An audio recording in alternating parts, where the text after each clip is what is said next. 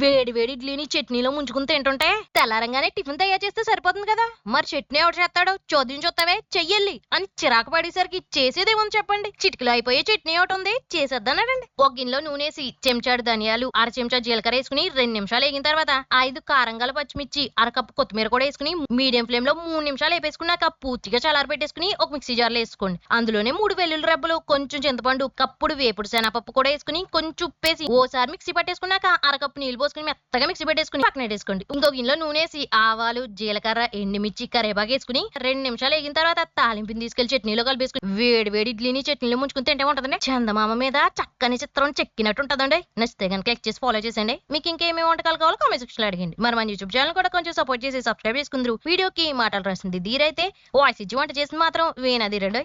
ఎంత ఖర్చు పెట్టినా కొనుక్కోలేని కొబ్బరి పచ్చడి. కోరికలన్నిటిని తీర్చేమని కొట్టిన కొబ్బరికాయని తెచ్చి కళ్ళకు అద్దుకుని మరి కొబ్బరి పచ్చడి చేయమన్నారండి. కాదు కూడదంటే కష్టమే కదండి. చేసేద్దానండి. ఒక గిన్నెలో నూనెసి 2 చెంచాలు మినపప్పు, అర చెంచా జీలకర్ర, అర చెంచా ధనియాలు కూడా వేసుకుని దోరగా వేగిన తర్వాత 5-6 ఎండుమిర్చి కూడా వేసుకుని 2 నిమిషాల పాటు వేపండి. తర్వాత అందులోనే 4 వెల్లుల్లి రెబ్బలు, కొంచెం చింతపండు, ఓ చెక్క కొబ్బరికాయ ముక్కలు కూడా వేసుకుని 1 నిమిషం వేగిన తర్వాత స్టవ్ ఆపేసి చల్లారబెట్టండి. ఇవి పూర్తిగా చల్లారిపోయిన తర్వాత ఒక మిక్సీ జార్లో వేసుకుని కొంచెం ఉప్పేసి కాస్త బరగ్గానే మిక్సీ పట్టేసి పక్కన పెట్టేసుకోండి. తాలింపు కోసం గిన్నెలో నూనెసి ఆవాలు, జీలకర్ర, ఎల్లుల్లిపాయ, ఎండుమిర్చి, ఆకను కొంచెం కరివేపాకు వేసుకుని దోరగా వేగిన తర్వాత ఈ తాలింపుని తీసుకెళ్లి పచ్చడిలో మిక్స్ చేసేసుకుని వేడి వేడి అన్నం మీద పచ్చడి వేసుకుని కాస్త నెయ్యి తగిలించుకుని తింటా ఉంటదండి. కాలువలో ఉన్న కొంగలు కలువు పువ్వులతో కబుర్లు చెప్తూ కనిపింది చేస్తున్నాయా అనిపిస్తుందండి. నచ్చితే కనుక లైక్ చేసి ఫాలో చేసండి. మీకు ఇంకేమేమి వంటకాలు కావాలో కామెంట్ సెక్షన్ లో అడగండి. మన యూట్యూబ్ ఛానల్ మాత్రం సబ్స్క్రైబ్ చేసుకోవడం మర్చిపోకండి. ఈ చట్నీ ఏదో చాలా బాగుంది. తెల్లారంగానే టెన్షన్ పడి ఎన్ని టిఫిన్లు చేసినా సరే సైడ్ న సరైన చట్నీ లేకపోతే టిఫిన్ తిన్నట్టు ఉండదండి.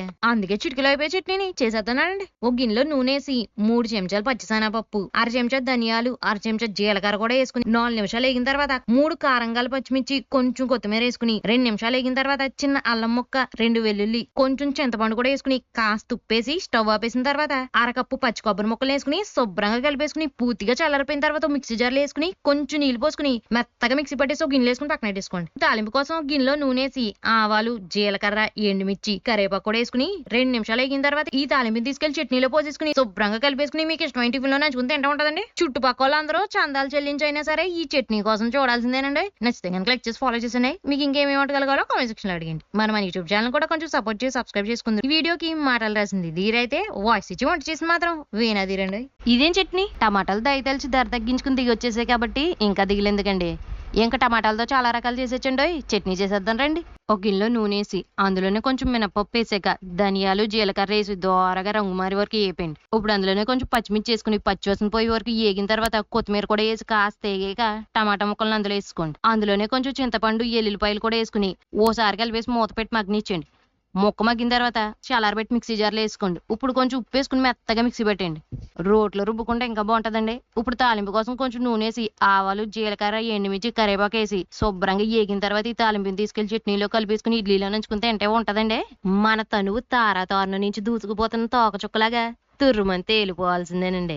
నచ్చితే కనుక లైక్ చేసి ఫాలో చేసండి. నచ్చితే కనుక లైక్ చేసి సబ్స్క్రైబ్ చేసుకోండి. మరి మీకు ఇంకేమేమి రెసిపీలు కావాలో కామెంట్ సెక్షన్ లో అడగండి. ఉంటానే. ఏంటి కీర దోసకైతే పచ్చడి కూడా చేస్తారా? కళ్ళ కింద క్యారీ బ్యాగులు తగ్గుతాయని కీర దోసకాయలు తెమ్మంటే కేజీలు పట్టుకొచ్చేసారేంటి? కుళ్ళిపోతాయేమో అనే కంగారు అక్కలేదండి. కేకలా ఉండే కీర దోసకాయ పచ్చడిని ప్రిపేర్ చేసేద్దాం పదండి. ఒక పెద్ద కీర దోసకాయని తీసుకుని గింజలో తొక్కలు ఏమి తీయకుండా మీడియం సైజ్ ముక్కల కింద కోసుకుని పక్కన పెట్టేసుకోండి. ఇప్పుడు ఒక గిన్నెలో నూనెసి 1/2 కప్పు పల్లీలు, 2 చెంచాలు పచ్చిశనగపప్పు వేసుకుని దోరగా 5 నిమిషాల పాటు మీడియం ఫ్లేమ్ లో వేపేసుకున్నాక 8 కారంగాల పచ్చిమిర్చి, కొంచెం కొత్తిమీర వేసుకుని 2 నిమిషాలు వేపేసుకున్నాక తీసి చల్లారబెట్టండి. అదే నూనెలో 4 వెల్లుల్లి, 2 కప్పులు కీర దోసకాయ ముక్కలు, అరకప్పు టమాటా ముక్కలు కూడా వేసుకుని కొంచెం చింతపండు, కాస్త ఉప్పేసుకుని శుభ్రంగా కలిపేసుకుని మూత పెట్టి 10 నిమిషాల పాటు మీడియం ఫ్లేమ్ లో మధ్యలో కలుపుకుంటూ మెత్తగా మగ్గబెట్టేసుకున్నాక ఆకను కొంచెం పసుపు వేసుకుని శుభ్రంగా కలిపేసుకుని ఇవన్నీ పూర్తిగా చల్లారిపోయాక ఒక మిక్సీ జార్లో వేసేసుకుని మెత్తగా మిక్సీ పట్టేసి పక్కన పెట్టేసుకోండి. ఇందులో నూనెసి ఆవాలు, జీలకర్ర, ఎండుమిర్చి, ఎల్లుల్లిపాయ, కరివేపాకు కూడా వేసుకుని 2 నిమిషాలు వేగిన తర్వాత ఈ తాలింపుని తీసుకెళ్లి పచ్చడిలో కలిపేసుకుని వేడి అన్నంలో కాస్త నెయ్యి తగిలించుకుని పచ్చడి కలుపుకుని తింటా ఉంటదండి. పొరుగురు నుంచి మన పల్లెకి పరిగెత్తుకెళ్లి పండగ చేసుకున్నట్టు ఉంటదండి. నచ్చితే కనుక క్లిక్ చేసి ఫాలో చేసండి. మీకు ఇంకేమేమి వంటకాలు కావాలో కామెంట్స్ లో అడిగండి. మన యూట్యూబ్ ఛానల్ కూడా కొంచెం సపోర్ట్ చేసి సబ్స్క్రైబ్ చేసుకుందరు. వీడియోకి మాటలు రాసింది ధీరైతే, వాయిస్ ఇచ్చి వంట చేసి మాత్రం వేనాధీరండి. గుడ్ అనిపించే గోధుమ పిండి దోశ. తెల్లారుతుందో లేదో టిఫిన్ల కోసం తడుముకోవాల్సి వస్తుందండి. అంత టెన్షన్ అక్కర్లేదు కానీ తెలివిగా 10 మినిట్స్ లోనే అయిపోయి దోశ ఉంది వేసేదన్నాడండి. 1/2 కప్పు అటుకుల్లో నీళ్లు పోసుకుని 5 నిమిషాలు నానిన తర్వాత దీన్ని మిక్సీ జార్లో వేసుకుని కొంచెం నీళ్లు పోసుకుని మెత్త మెత్తగా మిక్సీ పట్టేసి ఒక గిన్నెలో వేసేసుకోండి. కప్పు గోధుమ పిండి వేసుకుని ఉప్పు, ఉల్లిపాయ ముక్కలు, అల్లం, పచ్చిమిర్చి, కరివేపాకు, కొత్తిమీర కూడా వేసుకున్నాక ఓసారి కలిపేసుకుని 2.5 కప్పులు నీళ్లు పోసుకుని ఉండలు లేకుండా వీడియోలో చూపిస్తున్న కన్సిస్టెన్సీలో కలిపేసుకుని పక్కన పెట్టేసుకోండి. మీడియం హీట్ లో ఉన్న పెనం మీద నూనెసి బాగా స్ప్రెడ్ చేసేసుకున్నాక కలిపి పెట్టుకున్న పిండి ఒకసారి కలిపేసి రవ్వ దోశలకి వేసినట్టు పెనం నిండా వేసేయండి. అసలు కదపకుండా చుట్టూరా నూనె పోసుకుంటూ 7-8 నిమిషాల పాటు సిమ్ లో అలా వదిలేండి. కాలకుండా కంగారు పడి తీసేస్తే రాదండి. శుభ్రంగా కాలిపోయిన తర్వాత ఇంకో వైపు తిప్పుకుని 2 నిమిషాలు కాలిగా మడత పెట్టేసుకుని వేడిగా ఉన్నప్పుడే ప్లేట్లు వేసుకుని చట్నీలు ముంచుకుని తింటే ఉంటదండి. ఎంత డబ్బున్నోళ్ళైనా సరే ఈ దోశలకి దాసోహం అయిపోయి ది బెస్ట్ గా ఉందనాల్సిందేనండి. నచ్చితే కనుక లైక్ చేసి ఫాలో చేసేనే. మీకు ఇంకేమేమి వంటకాలు కావాలో కామెంట్ సెక్షన్ లో అడిగండి. మరి మన యూట్యూబ్ ఛానల్ కూడా కొంచెం సపోర్ట్ చేసి సబ్స్క్రైబ్ చేసుకుందరు. ఈ వీడియోకి మాటలు రాసింది ధీరైతే, వాయిస్ ఇచ్చి వంట చేసింది మాత్రం వీణా ధీరండి. ఫంటాస్టిక్ పల్లి చట్నీ పొద్దునే లేచి 10 మందికి ఏం వండి పెట్టట్లేదు కదా. పల్లి చట్నీ 10 నిమిషాలనే అయిపోద్ది, చేయిపో అన్నారండి. పోన్లే ప్రిపేర్ చేసేద్దాం పదండి. ఒక గిన్నెలో కొంచెం నూనెసి అరకప్పు పల్లీలు, 2 చెంచాలు పచ్చిశనగపప్పు వేసుకుని 5-6 నిమిషాల పాటు దోరగా వేగిన తర్వాత తీసి పక్కన పెట్టేసుకోండి. అదే నూనెలో కొంచెం జీలకర్ర, కరివేపాకు, 5-6 పచ్చిమిర్చి కూడా తుంచేసుకుని వేసుకున్నాక ఆకను కొంచెం కొత్తిమీర వేసుకుని 2 నిమిషాల పాటు వేపండి. ఇవన్నీ పూర్తిగా చల్లారిపోయాక ఒక మిక్సీ జార్లో వేసుకుని 4 వెల్లుల్లి, కొంచెం చింతపండు, కొంచెం ఉప్పు కూడా వేసుకుని ఓ తిప్పేసుకున్నాక కొన్ని నీళ్లు పోసుకుని మెత్తగా మిక్సీ పట్టేసి పక్కన పెట్టేసుకోండి. ఇంకో గిన్నెలో నూనెసి ఆవాలు, జీలకర్ర, ఎండుమిర్చి, కరివేపాకు వేసుకుని 2 నిమిషాలు వేగిన తర్వాత వేడి తాలింపుని తీసుకెళ్లి చట్నీలో కలిపేసుకుని మీకు నచ్చిన టిఫిన్ లో చట్నీ నంచుకుని తింటే ఉంటదండి. ఎంత పెద్ద పోరాటం అయినా సరే పదునైన ప్రణాళికతో పూర్తి చేసినంత ప్రశాంతంగా ఉంటదండి. నచ్చితే కనుక లైక్ చేసి ఫాలో చేసండి. మీకు ఇంకేమేమి వంటకాలు కావాలో కామెంట్ సెక్షన్ లో అడిగండి. మన యూట్యూబ్ ఛానల్ కూడా కొంచెం సపోర్ట్ చేసి సబ్స్క్రైబ్ చేసుకుందరు. వీడియోకి మాటలు రాసింది ధీరైతే, వాయిస్ ఇచ్చి వంట చేసి మాత్రం వీణాదిరండి. సీరియస్లీ సగ్గుబియ్యంతో దోశలేచ్చా?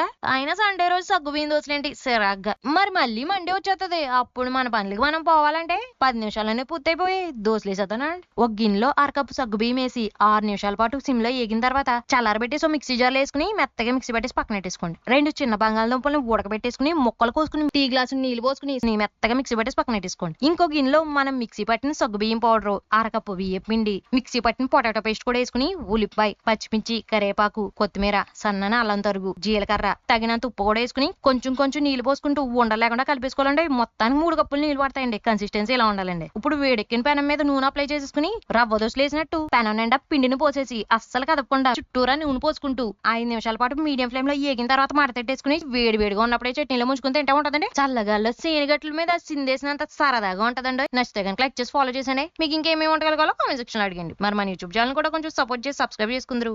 ఈ వీడియోకి మాటలు రాసింది ధీరైతే, వాయిస్ ఇచ్చి వంట చేసి మాత్రం వీణాదిరండి. బా బీట్రూట్ దోశ భలే ఉందే.